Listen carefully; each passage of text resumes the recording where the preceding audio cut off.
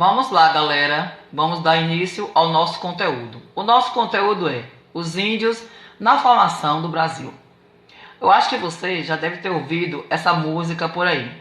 Essa canção é da Baby do Brasil, Baby Consuelo. Ela gravou essa canção e ela fala um pouco da cultura indígena. A musiquinha diz assim: todo dia era dia de índio, mas agora ele só tem o dia 19 de abril. Eu acho que você já deve ter ouvido essa canção. Aqui é só um trechinho para a gente refletir um pouco sobre essa questão dos índios. Bom, de acordo com a BNCC, vocês podem acompanharem aí, nossa habilidade é identificar e explicar, em meio à lógica de inclusão e exclusão, as pautas dos povos indígenas no contexto da República até 1964. Como nós vamos estudar mais adentro, então vamos pegar um pouco também até a Constituição de 88, ok?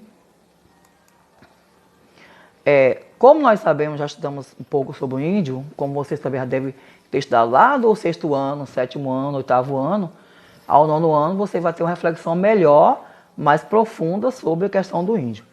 Então nós sabemos que no Brasil existe 225 povos indígenas que falam mais de 100 línguas. Apesar que essas línguas hoje não estão mais sendo faladas como antes, tradicionalmente falando, esses índios hoje, poucos índios falam a sua língua oficial. Essa mistura de línguas, esses dialetos que vem chegando dentro da cultura indígena, praticamente esses índios eles não falam mais a língua usada tradicionalmente. Então no Brasil existem regiões que têm índio, muitas etnias diferenciadas. E ainda há um desconhecimento sobre a real situação do índio hoje. Apesar de estudos, de vários documentos que existem, há uma visão muito assim exótica do Brasil, sobre o índio. De acordo com os portugueses, quem eram os índios na verdade? Eram pessoas violentas, bárbaras, chamadas de bom selvagem. Em alguns autores, eles citam lá como herói, certo? A Igreja Católica também prioriza isso, também tentou de alguma forma ajudar esse índio a sair dessa escravidão tão falada. Portanto, vamos discutir isso no decorrer de nossas aulas. Bom, continuando, nós sabemos que há 500 anos de história do Brasil, o índio tem sofrido muitos problemas. Tipo, a falta de respeito às suas culturas, a questão das terras, que é ainda um problema sério, a questão de que o índio, desde o século XVI, XVII, e adentrando no século XVIII, XIX, e chegando agora ao XXI, realmente esses índios eles têm sido exterminados.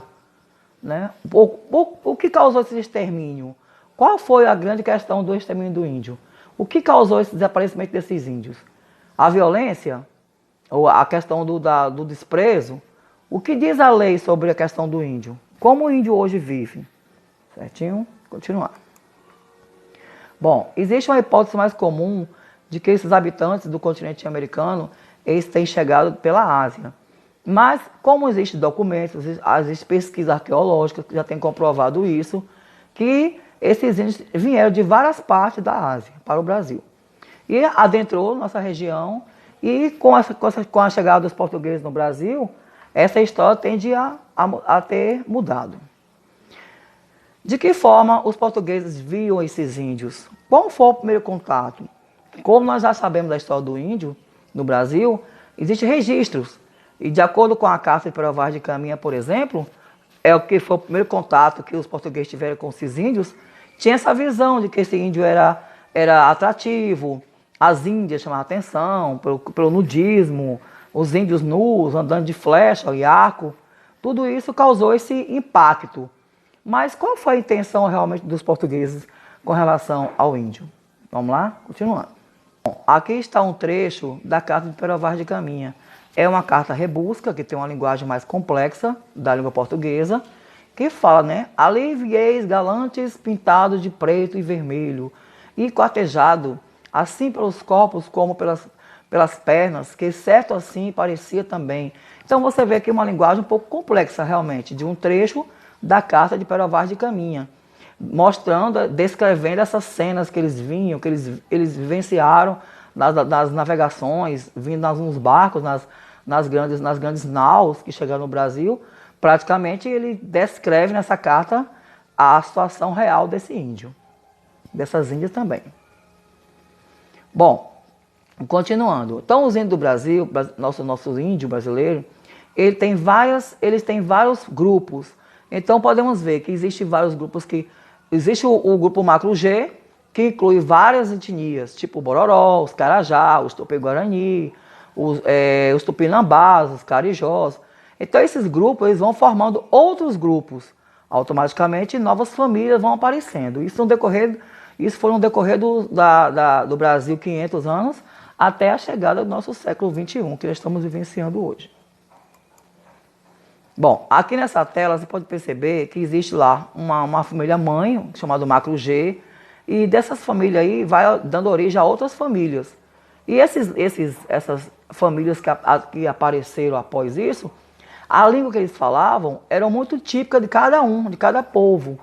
Só que hoje, se você for fazer uma pesquisa hoje arqueológica sobre a questão da língua do índio, praticamente eles não têm essas mesmas línguas tradicionalmente faladas. São línguas que são divulgadas, são muito hoje esfaceladas, fragmentadas, portanto não tem aquela língua comum. As escolas indígenas até hoje, elas deixam muito a desejar, porque falta preocupação do governo, falta investimento na educação para que esse índio possa ser respeitado nas suas linguagens, falta recurso para isso. Então percebemos que há muita coisa ainda para se mudar com relação ao índio. Continuando aqui. Então, os mais conhecidos povos da questão do índio é os Tupi-Guaranis. Esses são os mais conhecidos. E esses índios, eles encontram-se espalhados por várias faixas do Brasil, especialmente na faixa litorânea, que foram como a chegada dos portugueses no Brasil, começaram a se enturmar, a se entrosar com esses índios. E essas tribos, aos poucos, foram sendo dizimadas, e hoje praticamente não existe índios como antes. Então são poucas etnias que hoje existem. Esses índios vivem, professor, como é que esses índios viveram antes e como é que eles vivem hoje? Será que existe o modo de vida? Como é que eles sobrevivem? Muitos vivem da caça, da pesca, da colheita, da agricultura, e a maioria deles eram nômades. Professor, mas o que são pessoas nômades? São aqueles índios que não tinham lugar fixo para morar. Eles habitavam no canto, quando ele acabava o alimento, eles buscavam outros alimentos. Tipo aquele homem da pré-história. Só que não é igual. A pré-história é uma outra visão da história do homem. Aqui estamos falando de índio, que já é uma civilização mais complexa e mais estudo com relação a essa questão do índio. Então, como é que eles vivem, professor? Como é que eles sobrevivem? Plantando. Plantando o quê? O feijão, o milho, a abóbora, a mandioca. Todo mundo sabe que a mandioca é o alimento mais tradicional do índio. Então, eles praticamente passam a viver dessas plantações, e as matas é o lugar onde eles vão se adentrar, vão vivenciar, A questão maior de hoje que se fala é a preservação dessas matas, dessas terras, que é tanta luta que já vem de anos e anos para a questão do respeito à cultura dos índios. Bom, aqui nesse mapa você pode perceber que quais são os índios, quais são as etnias que existem, que existiram nessa parte do litoral. Observe esse mapa, que você vê lá em cima, tem os Tupinambás, tem os Tremembé, tem o Potiguar, tem o Tabajara, tem o Caeté, Tupiniquim, Amoré e assim por diante. Então essas etnias praticamente viviam no litoral do Brasil. Aonde? Bahia, Pernambuco, Alagoas, essa região toda do Nordeste, praticamente, do Brasil, o litoral, eram realmente povoados por índios. Então isso foi mudando, isso quer dizer que isso aqui já existe, isso aqui foi mudando conforme vai passando a história. Então essa cena aqui, você vê aqui, ó, como é que era esse contato, o índio ali, a índia dando de mamar para o seu neném, para os seus filhos, cuidando do índio, eles estão ali mostrando lá o nudismo, a questão do nudismo, o modo, são os rituais, a pintura no corpo, esses acessórios usados na cabeça, no corpo, é praticamente de uma cultura, de uma etnia. Vários povos indígenas têm várias pinturas, que cada um tem um significado. Cada povo tem seu modo de pintar seu corpo e rituais também diferenciados.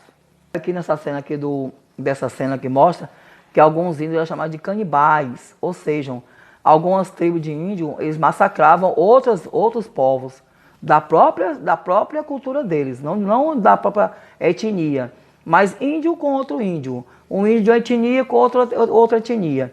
Praticamente você vê aqui uma cena mostrando o canibalismo, quando eles venciam a guerra de uma tribo de outra, aqueles inimigos que eles chamavam de inimigos eram capturados e, portanto, eles eram também massacrados aí. Às vezes faziam comida, matavam essas pessoas e viravam alimentos para essa tribo inimiga, Portanto, você pode ver isso que aqui é uma coisa típica de uma etnia, certinho? Continuando. Pode ver as cenas aí. Bom, aos poucos vamos observar que Bom, a outra visão do índio é a questão das reduções. Ou seja, no Brasil, por exemplo, havia pessoas chamadas jesuítas, os padres jesuítas, que eles defendiam o índio. Alguns padres falavam que eles tinham que ser prioridade, que eles tinham que ser respeitados na sua cultura. Portanto, a gente percebe que existe uma grande intenção. Mas como catequizar os índios, professora? O que é catequizar? Seria educar em que língua?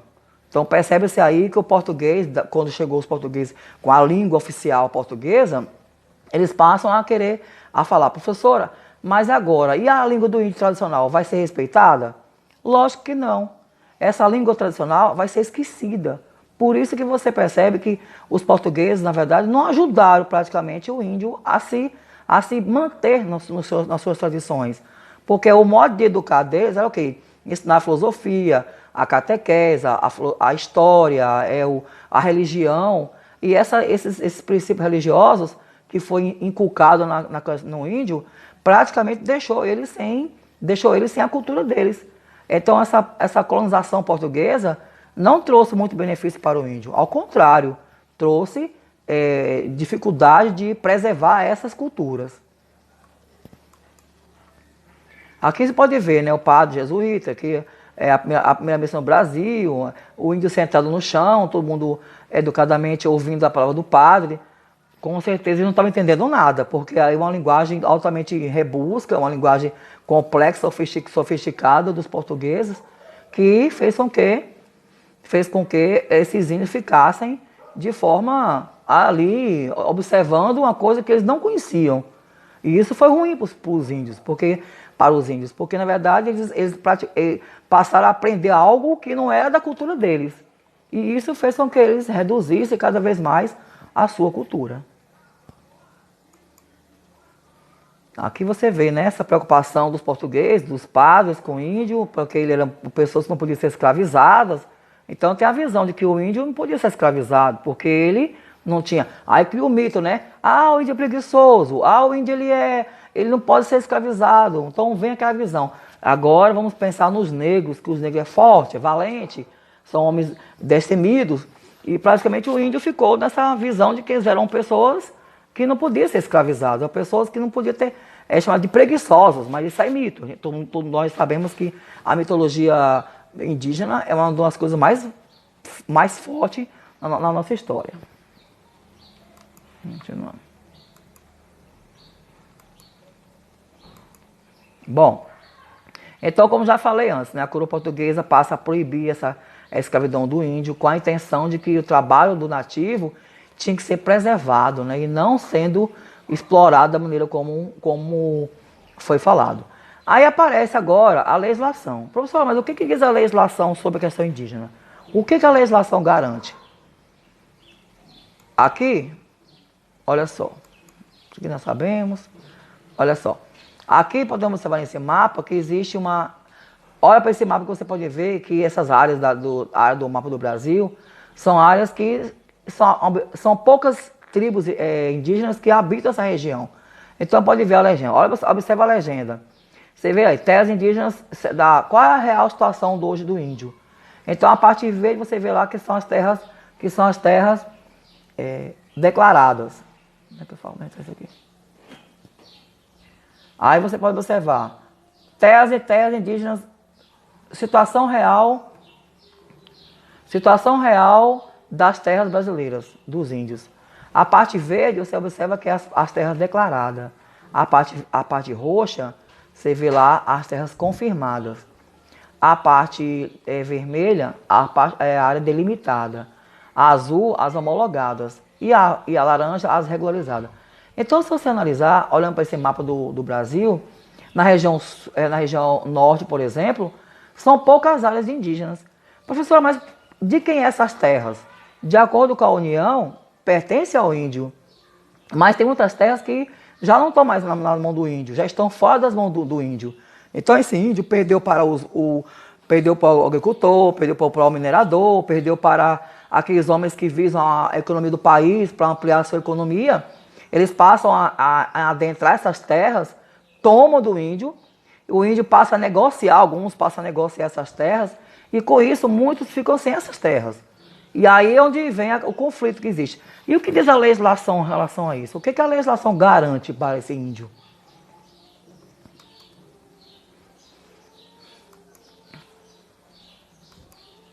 Aqui vem.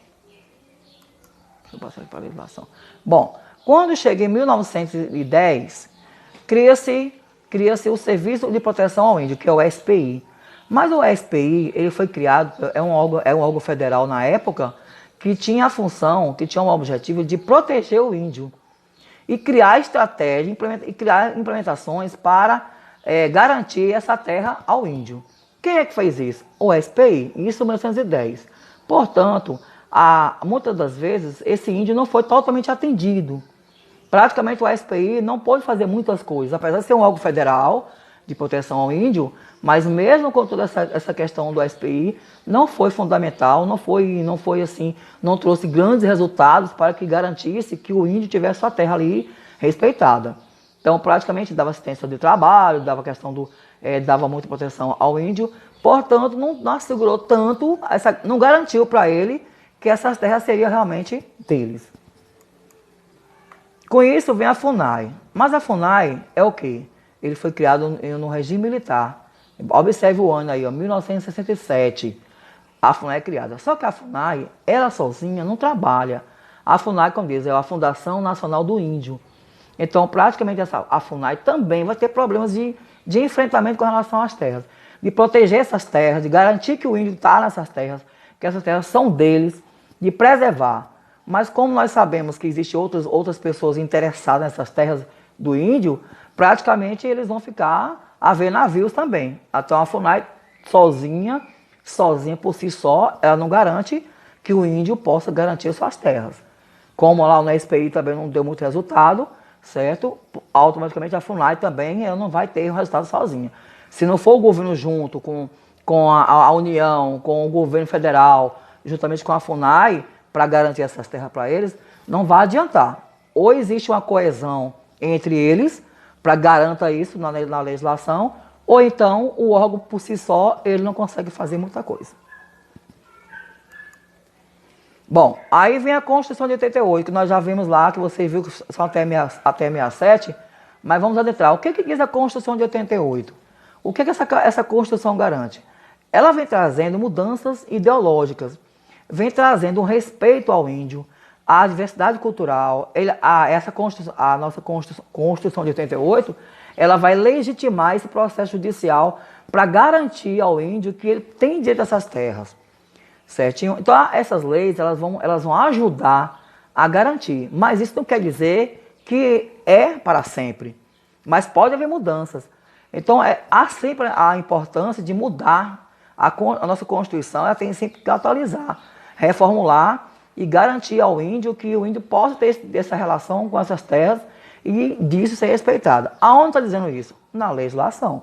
Então, essa Constituição ela vai garantir esse direito ideológico de que esse índio tem direito de ser respeitado nas suas culturas, nos seus rituais e, posteriormente, garantir suas terras. Tchau para vocês, um bom fim de semana e boa atividade daqui para frente, ok? Um beijo a todos.